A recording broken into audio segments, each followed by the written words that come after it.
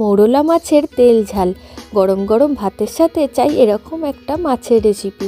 অসাধারণ এই মাছের রেসিপি কিভাবে খুব সহজে বাড়িতে বানিয়ে নেবেন চলুন দেখে নিই রেসিপিটা। নমস্কার সকলকে, ভিডিওটা দয়া করে শেষ অবধি দেখবেন। মাছের মধ্যে দিয়ে দিচ্ছি 1 চামচ করে আদা রসুনের পেস্ট, পরিমাণ মতো নুন, হলুদ, লঙ্কা, সামান্য পরিমাণ জিরে গুঁড়ো আর খুবই অল্প গরম মশলা আর অবশ্যই সর্ষের তেল মাখিয়ে এটা 1 ঘন্টা রেখে দেবো। তারপরে রান্না করব। নুন খুব বেশি দেবো না, কারণ মাছগুলো আগেই নুন মাখিয়ে জল ঝরানো ছিল। তারপর তেল গরম করে দিয়ে দিচ্ছি শুকনো লঙ্কা, পেঁয়াজ আর কাঁচা লঙ্কা। একটুখানি ভাজা ভাজা করেই মাছটা দিয়ে দেবো।